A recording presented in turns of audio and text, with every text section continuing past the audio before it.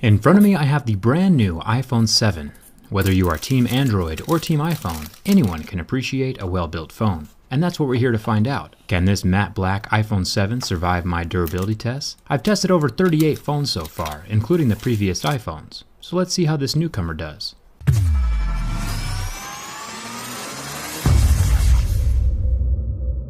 Let's start with the scratch test.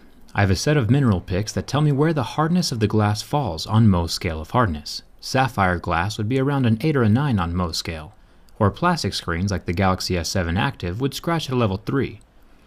Normally, the average smartphone will start scratching at a level 6, and this appears to be the case with this new iPhone 7. It is on par with the typical smartphone screen hardness. Coins and keys won't scratch it, but you should keep it protected anyway. There are still plenty of abrasive materials in the environment, hiding in the pockets of your jeans or purse that can cause scratches to the screen of your phone.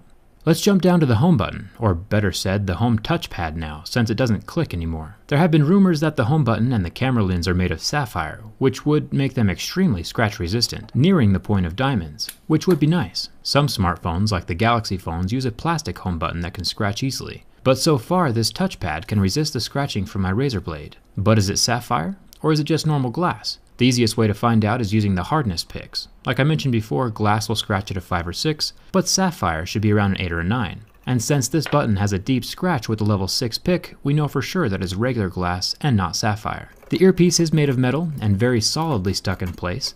It won't be sliding around or falling out like the old iPhone 4s did.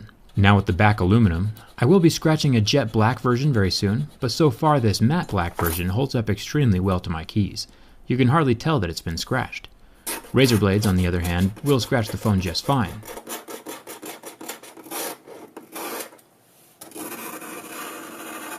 And this is why I always keep my Razer blades in a separate purse. You should too, unless you want one of these $800 aluminum curlicues. Now for the camera lens. This glass piece is protecting the new 12 megapixel camera inside of the phone, and it is definitely scratch resistant, which is awesome. My Razer blade does nothing to it. But is it sapphire? It still scratches deeply at a level 6, so it doesn't look like anything on this phone is sapphire. Sapphire does have its pros and cons, but I'll save that for another video. Next to the camera lens, we have what Apple is calling the Quad LED True Tone Flash. Initially, I thought that this might be 4 different colored LEDs, bringing even more life to pictures than just a dual-colored flash would. But while indeed there are 4 LEDs, it is still just the same normal 2 colors that the older iPhone 6 has. The flash is just brighter now, because there are more of the LEDs, which is good. Checking out the build quality of the rest of the phone, we find out that the buttons are metal, which is ideal. Plastic buttons tend to discolor or pop out more often than metal buttons do. So thumbs up to Apple for sticking with quality materials. The antenna bands are still plastic, but that's a necessity with Apple's design at this point in time. If you remove these antenna bands, no more cellular connection. If we look down here, we see where the headphone jack doesn't exist. Now this is a problem on multiple levels. I'll go more in depth about this in my next video. But looking at it from purely a durability perspective, this is an extremely bad move. Just like any piece of electronics, the charging port component has a finite lifespan. Nothing lasts forever. It is designed to withstand a certain amount of physical wear and tear. This means it could stand 5,000 or 10,000 plugs and unplugs.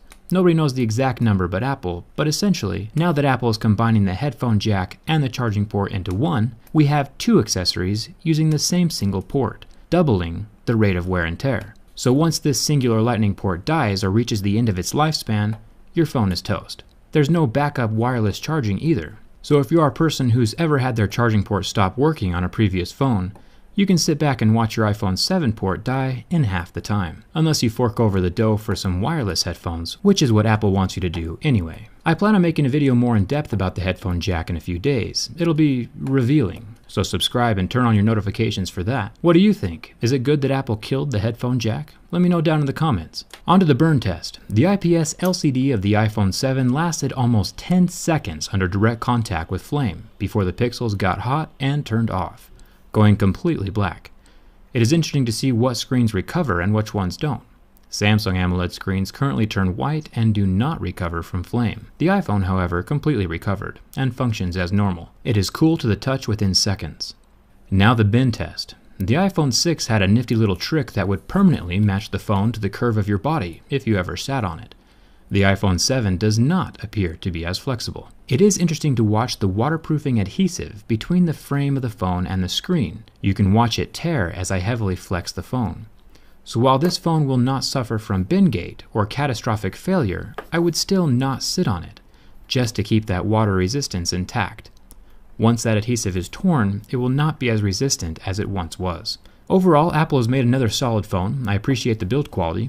I still have plenty more to say about that headphone jack, but that'll come in another video.